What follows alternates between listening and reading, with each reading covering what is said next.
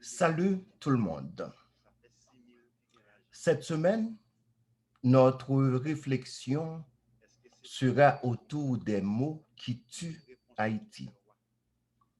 D'entrée de jeu, nous nous permettrons de citer le révérend Martin Luther King qui disait « Ce qui m'effraie, ce n'est pas l'oppression des méchants, c'est l'indifférence des bons. » Il ne fait pas de doute que des criminels notoires s'installent dans presque toutes les institutions de notre pays.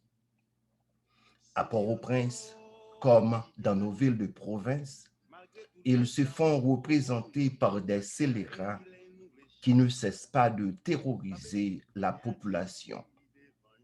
Pourtant, personne ne semble offusqué, pas même les bons. En fait, qui sont les bons? Et pourquoi appellerait-on qui que ce soit bon si Jésus lui-même refusait qu'il fût appelé bon? Il n'y a de bon que Dieu seul, rectifiait Seigneur Jésus.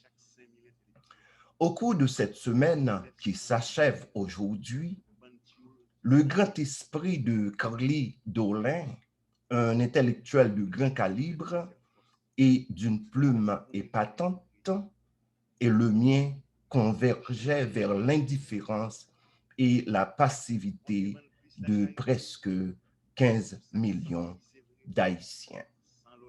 Carly n'avait pas caché ses difficultés à trouver l'épithète donnée à 11 millions de la population haïtienne. 11 millions d'humains ou 11 millions de dessins animés, s'est-il interrogé. À tort ou à raison, il a déclaré dans la conclusion de son découpage qu'ils sont plutôt 11 millions d'humains. Le 11 février dernier, notre pays a publié dans les Amis du savoir et des connaissances un autre texte superbe qu'il a titré « Haïti, plus de 15 millions dans l'opposition ». Si, à mon avis respectueux, Carly n'a pas développé assez le texte conformément au titre, il a cependant tout dit à travers les deux citations de Martin Luther King et le deuxième paragraphe.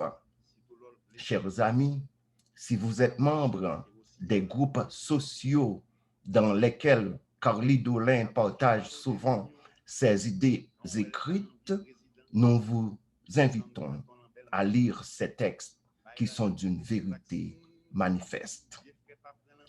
On croit souvent, mesdames, mesdemoiselles et messieurs, que la corruption, le sous-développement, l'analphabétisme sont les principaux maux qui rongent Haïti.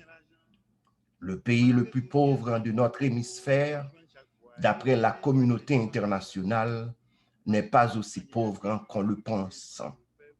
Cette terre des nègres a donné un nombre considérable de millionnaires entre 1991 et 2021.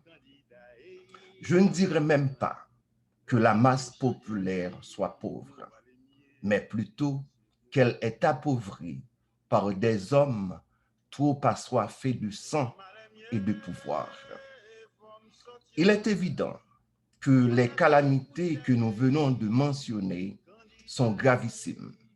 Cependant, l'indifférence, le mutisme et le je m'en foutisme sont les mots qui tuent Haïti. Si sombre que soit le tableau social, politique et économique de notre nation, il y a l'espoir que s'unifieront les Haïtiens des 10 départements du pays et de la diaspora et que s'émergeront des hommes et des femmes capables de reprendre le poste de pilotage de notre pays qui, depuis trop longtemps, va à volo. Nos remerciements à vous toutes et à vous tous qui nous aviez prêté votre attention. D'ici là, nous vous souhaitons de passer une excellente semaine.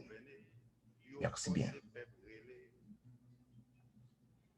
Les peuples comme innocents qui volent d'abjambe rivés, pour position changer.